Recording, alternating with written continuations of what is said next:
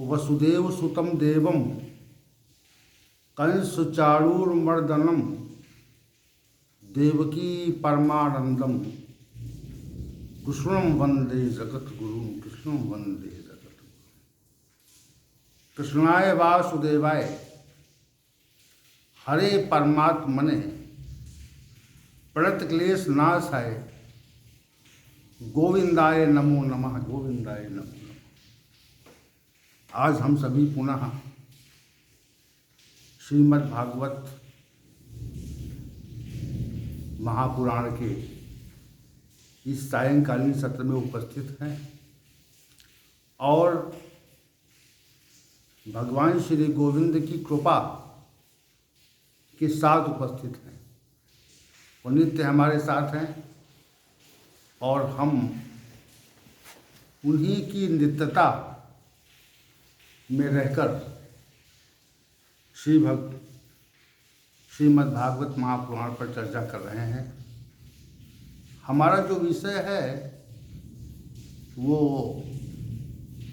चतुश्लोकी भागवत पर व्याख्या के संदर्भ का है। अभी तो इसमें जो द्वितीय स्कंद के 9वें अध्याय के श्लोक संख्या 24 पर हम चर्चा कर रहे हैं। भगवान ब्रह्मा ने कहा, ब्रह्मोवाच भगवन् सर्वभूतानां मध्यक्षो वाचितो गुहाम वेद है प्रतिबुद्धेन प्रज्ञानेन चिकीर्षिताम्। हे भगवान, आप सभी प्राणियों के अंतर में साक्षी स्वरूप से उपस्थित हैं और आप अपने निर्भीक ज्ञान से ये जानते हैं कि मैं क्या करने का इच्छुक हूँ। ऐसा भगवान ब्रह्मा ने श्री भगवान से कहा। तो जो चर्चा चल रही थी इस बात पे चल रही थी कि हमारे अंतर में वो परमात्मा अवस्थित है और उसकी अनुभूति नहीं हो पाती। तो चूंकि अनुभूति विषयक प्रसंग हमने उठाया था तो 2 सत्र इसमें चले। अब आज संभवतः तीसरा सत्र है। परमात्मा हमारे अंतर में है, हमारे हृदय में है, हमारे अंतःकरण में है, परंतु उसकी अनुभूति हमें होती क्यों नहीं, ये कैसे होगी। तो अनुभूति की प्रक्रिया के संबंध में हम चर्चा कर रहे हैं। कुछ प्रक्रियाओं के बारे में कल और विगत सत्रों में चर्चा हुई थी। आज हम एक उस अंतर में उपस्थित परमात्मा की अनुभूति विषयक एक और बात कहना चाहते हैं। हमारे यहाँ नाम जप का बड़ा प्रभाव है और सामान्य रूप से नाम जप के प्रभाव को नहीं जाना जा सकता। नाम जप में जो निरंतरता आती है तब हम नाम जप के प्रभाव को सही रूप से जान पाते हैं। और जब तक अंतर रहता है तब तक उसका प्रभाव विशेष रूप से हमको ज्ञात नहीं होता। नाम जप का जो प्रभाव है वो विशेष प्रभाव है कि हम श्री भगवान को भाव विभोर होकर पुकारते हैं, उनका नाम लेकर के बार बार उसको वाणी से कहने का प्रयास करते हैं। कृष्णेति मंगलम नाम यस्वाची प्रवर्तते भस्मी भवंती। जितने भी जितने भी पातक हैं, पाप हैं, भगवान कृष्ण के मंगलमय नाम से अगर वाणी में उनका मंगलमय नाम पुनः पुनः प्रवर्तित हो जाए, कृष्णेति मंगलम नाम यच्च वाची प्रवर्तते, जिसका जो श्री कृष्ण के नाम मंगल नाम का प्रवर्तन पुनः पुनः अपनी वाणी से करता है। भस्मी भवंती शब्दस्तु महापाठक कोटया। तो ऐसे मनुष्य के जो कोटि पाप होते हैं वह भी नष्ट हो जाते हैं। ये नाम जप का प्रभाव है। हम नाम जप के प्रभाव महात्म की बात को सामान्य रूप से नहीं समझा जा सकता। हम उसको सामान्य रूप से समझ नहीं सकते कि नाम जप का कितना प्रभाव है। यानी करोड़ों पापों को भस्मीभूत करने की सामर्थ्य नाम जप में है। अब मनुष्य अपने जीवन काल में कितने ऐसे कर्म करता है जो उसे नहीं किए जाने चाहिए, जिनको हम आध्यात्मिक भाषा में अशास्त्रीय कर्म कहते हैं, या जब उनको हम वर्गीकृत करते हैं तो उनको विकर्म कह देते हैं कि विकर्म है। ये जो शास्त्र के प्रतिकूल कर्म है उनको विकर्म की संज्ञा देते हैं। तो ऐसे विकर्म शास्त्र के प्रतिकूल कर्मों का जब बहुत बड़ी मात्रा में संचय हो जाए तो उसका जो प्रभाव है,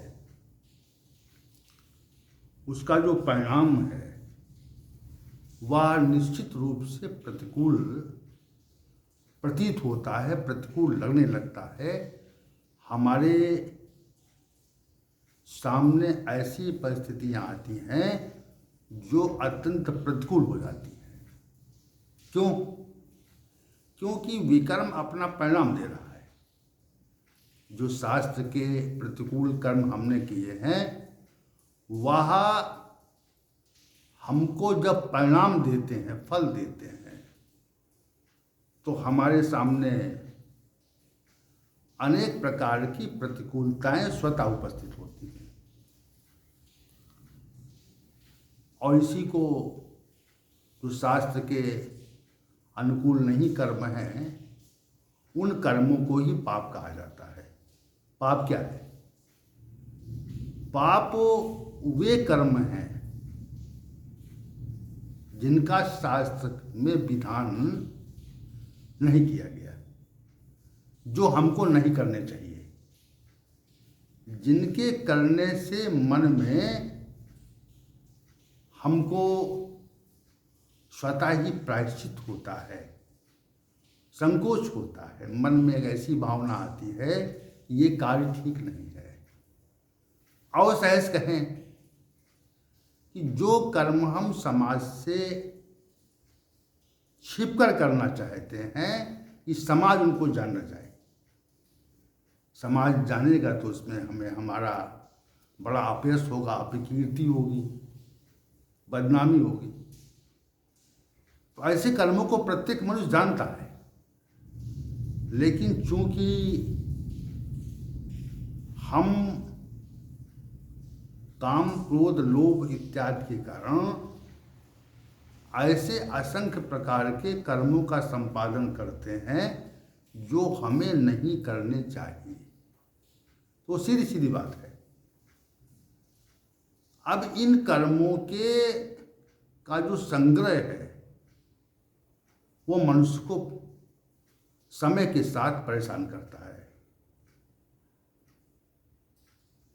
और नाम जप का इतना प्रभाव है कि उन कर्मों का जो भस्मीकरण है, समापन है, उनकी जो आत्यंतिक निवृत्ति है वह नाम जप से हो जाती है। कृष्णेति मंगलम नाम यस्य वाची प्रवर्तते भस्मी भवन्ति। तो महापातक को उठा, मतलब पातकी कर्म हो, कितना भी निकृष्ट कर पाप हो, वो श्री भगवान के नाम के जप से समाप्त हो जाता है। ये इसका अर्थ है। तो नाम जप के प्रभाव के और उसके महात्म्य और उसके विशेष तथ्य को हम आपको समझाना चाहते हैं। तो श्री भगवान के नाम का पुनः पुनः जप जहाँ हमारे पापों का विनाश करता है, वहीं दूसरी ओर हमको श्री भगवान के साक्षात्कार की दिशा की ओर बढ़ाने का भी कार्य करता है। देखो, दो कार्य हैं। एक कार्य ये है कि हम श्री भगवान के नाम जप से अपने पापों को काटते हैं, और दूसरा कार्य ये है कि हम श्री भगवान की सानिध्यता प्राप्त करते हैं, उनकी निकटता का आभास करते हैं, उनकी समीपता का आभास करते हैं। अब इतना कितना आपका नाम जप कितना प्रबल है, ये इसका आधार है कि आपका जो नाम जप है वो कितना प्रबल है, वो कितने समय तक है। अब जागृत अवस्था में हम नाम जप कितना करते हैं, पहली बात। और नाम जप करते समय हमारा मन और बुद्धि कहाँ पर रहती है, दो बातें हैं। तो हम नाम जप कितना करते हैं, तो पहले चूंकि हमारा अधिक समय संसार के साथ रहा है, इसलिए नाम जप में अनेक प्रकार के सांसारिक अवरोध स्वतः आते हैं। जैसे हमारा कोई प्रिय व्यक्ति होता है, तो जब प्रियता कम होती है तो उसकी विस्मृति हो जाती है, उसको भूल जाते हैं कुछ समय के लिए, फिर याद आता है वो, फिर भूल जाते हैं। लेकिन अगर प्रियता प्रगाढ़ स्वरूप ले ले, उसमें प्रगाढ़ता आ जाए, तो प्रगाढ़ता आने पर हमारी स्मृति में वो व्यक्ति बार बार आता है, पुनः पुनः आता है। तो ये प्रगाढ़ता पर आधारित है, कितना प्रगाढ़ है, कितना हमारी प्रियता उसके प्रति है। और जब प्रियता की मात्रा बढ़ती, तो प्रियता की मात्रा बढ़ने पर हम उस व्यक्ति को विस्मृत नहीं कर पाते, भूल नहीं पाते। सबका अपना अनुभव होगा, किसी वस्तु के प्रति, किसी क्रिया के प्रति, किसी स्थिति के प्रति हमारे मन में वो बात बैठ जाती है और बार बार हमारी स्मृति में आती है। तो स्मृति चूंकि सांसारिक वस्तु, स्थिति, क्रिया की है, तो वस्तु के प्रति लगाव है, तो वस्तु बार बार हमारी स्मृति में आता, उसे विस्मृत नहीं कर पाते। किसी क्रिया के बारे में अगर हमारी स्मृति है, तो क्रिया की बार बार याद आती है, सांसारिक विषयों की याद आती है। और किसी व्यक्ति के प्रति हमारा लगाव है, तो उस व्यक्ति के संदर्भ में हमारी सज्ञानता रहती है, हमारी स्मृति रहती है। तो अब ये प्रश्न ये है कि हम नाम जप कितना करते, कितनी मात्रा में करते। और धीरे धीरे, जैसे एक बालक है तो वो धीरे धीरे पढ़ता है, एक कक्षा एक में, फिर कक्षा दो में, फिर तीन में, चार में, क्रमशः बढ़ते बढ़ते वो उच्च शिक्षा में पहुंच जाता है। तो उच्च शिक्षा तक आने में बड़ा प्रयास करना पड़ता है, समय बीतता है। तो वैसा नाम जप के संदर्भ में भी है, वैसा नाम जप के बारे में भी है कि नाम जप में हमें हमारे स्मरण में रहे, हमारी स्मृति में रहे, हमारे वाणी में बार बार रहे, इसके लिए प्रयास करना पड़ता है और भगवान के प्रति समर्पित होना पड़ता है। तो जब नाम जप में निरंतरता आ जाती है, तो निरंतरता आने पर हमको परमात्मा की, श्री भगवान की विशेष अनुभूति होती है। जैसे किसी व्यक्ति को हम नाम लेके पुकारें, तो नाम लेके पुकारने पर वो व्यक्ति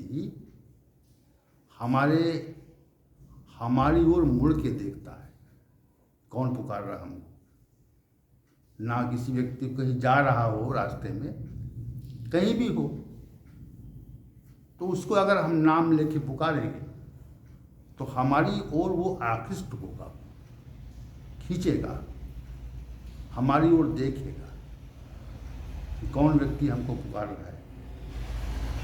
क्यों? क्योंकि हमने उसको नाम लेके पुकारा है, नाम का संबोधन उसको दिया है। तो वैसे जब हम नाम जप करते हैं, नाम लेकर के श्री भगवान को पुकारते हैं, तो श्री भगवान हमारी ओर आकृष्ट होते हैं कि कौन व्यक्ति हमें वो पुकार रहा है, बुला रहा है। क्षमा सर्वेषु भूतेषु नामे द्वेषुस्त न प्रिय, नामे द्वेषोस्ति न प्रिय। न तो कोई प्रेमी है हमारा, ना भगवान का कोई प्रेमी है, ना देशी है। लेकिन जो श्री भगवान के नाम का जप करते हैं, श्री भगवान के नाम का जप लेकर उनको पुकारते हैं, तो वो उनके प्रिय पात्र बन जाते हैं। प्रिय पात्रा कैसे है? प्रिय पात्रता जो है श्री भगवान के नाम के जप के कारण है। उनकी बार बार पुकार करेंगे, उन्हें हम बार बार बुलाएंगे, तो श्री भगवान हमारी ओर आकर्षित होंगे।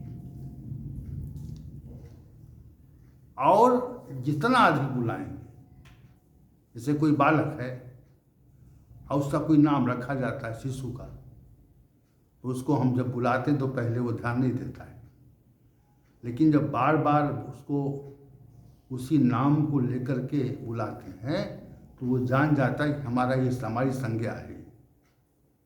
ऐसा ऐसे परमात्मा के संबंध में नहीं है, भगवान के संबंध में नहीं है, लेकिन वो जान जाता है कि यह हमको बुलाया जा रहा है। और श्री भगवान तो सर्वज्ञ हैं, उनका ज्ञान तो निर्विघ्न है, जैसा अभी इस श्लोक के उत्तरार्ध भाग पर चर्चा करेंगे। तो आप ये ध्यान ये दें कि नाम जब आपका कितना प्रगाढ़ हो रहा है, उसकी प्रगाढ़ता, उसका अंतर कितना है।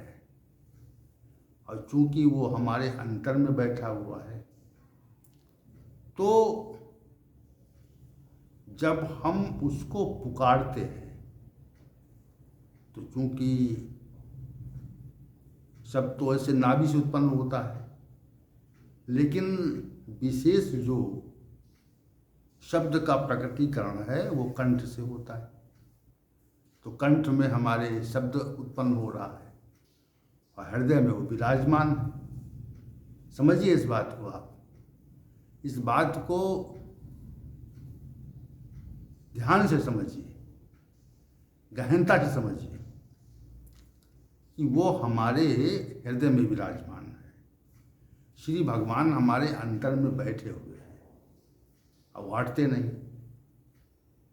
और कंठ और आपके गले में जहाँ से शब्द उच्चरित होता है, निकलता है, उस गले यानी कंठ और हृदय के बीच कितनी दूरी है, कितना अंतर है बताइए? तो 1 फीट का अंतर होगा। अब कंठ से हम उसको पुकारते हैं तो हृदय में बैठा हुआ शांत भाव से, बहुत अविचल भाव से बैठा परमात्मा हमारी ओर निहारता है। कंठ से ध्वनि होती है उसके नाम की, और श्री भगवान जो अंतर में उपस्थित हैं वो हमको देखते, निहारते कि हमारा स्मरण हो रहा है। वास्तविक बात तो ये है कि मनुष्य का जो जन्म है वह केवल श्री भगवान के नाम के उच्चारण और स्मरण के लिए है। अब लोगों ने अन्य उसके उद्देश्य बना लिए, पृथक पृथक उद्देश्य बना लिए। तो पृथक पृथक उद्देश्य जो बना लिए उसके लिए जीते हैं वो लोग, क्रिया करते हैं, चेष्टा करते हैं, कोई बात नहीं। लेकिन मनीषियों और शास्त्रों का ही कथन है कि जो हमको मनुष्य योनि मिलती है वो इसीलिए मिलती है कि हमको हमारा जो पुनर्जन्म है, पुनः मृत्यु है, वो चक्र समाप्त हो, अवसर मिलता है। तो हम इस अवसर का लाभ उठाते हैं, अगर उठा लेते हैं, और नहीं उठाते हैं तो कोई बात नहीं, पुनः उसी चक्र में चलते हैं। 84 लाख योनि में पुनः हम भ्रमण करते हैं, कोई बात नहीं है। तो हमको जो अवसर मिला है, अब जैसे मान लिया निराकार ब्रह्म के जो उपासक हैं तो ओम की ध्वनि का उच्चारण करते हैं, ओ, तो उनके मन में परमात्मा वाली बात है कि भाई हमारे हृदय में वो ब्रह्म विराजमान है, परमात्मा बैठा हुआ है, तो वैसा समझे। और श्रीमद् भागवत में तो श्री भगवान अंतर में बैठे हुए हैं। श्रीमद् भागवत के प्रत्येक छंद में, प्रत्येक श्लोक में उनका प्रवेश है, उसके ज्ञान में प्रवेश है। तो ज्ञान में जब प्रवेश है तो श्री भगवान हमारे अंतर में विराजमान है, जैसा भगवान ब्रह्मा ने यहाँ पे कहा।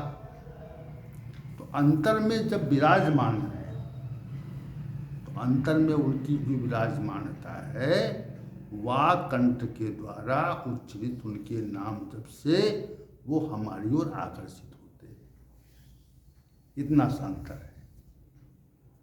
और जब आकर्षित होते हैं तो अपने स्वरूप का दर्शन हमको देते हैं, अपने स्वरूप का हमको बोध कराते हैं, ज्ञान देते हैं अपने स्वरूप का कि भाई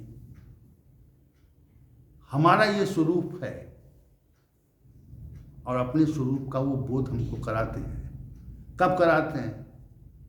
जब उनको हम पुनः पुनः कंठ से उनके नाम के का उच्चारण करते हैं, तब कराते हैं। ऐसे नहीं कराते, ऐसे क्यों कराएंगे? तो जो अंतर में स्थित परमात्मा है उसका जो बोध है, उसकी जो सज्ञानता है वो नाम जप से हो जाती है। अब नाम जप से हो जाती है तो हमें नाम जप कैसे करना चाहिए, क्या उसका नियम है, इस प्रसंग को हम कल प्रस्तुत करेंगे। ओम सहनावतु सहनौ भुनक्तु सह वीर्यं करवावहै तेजस्विनावधीतमस्तु मा विद्विषावहै। ओम शांति शांति शांति।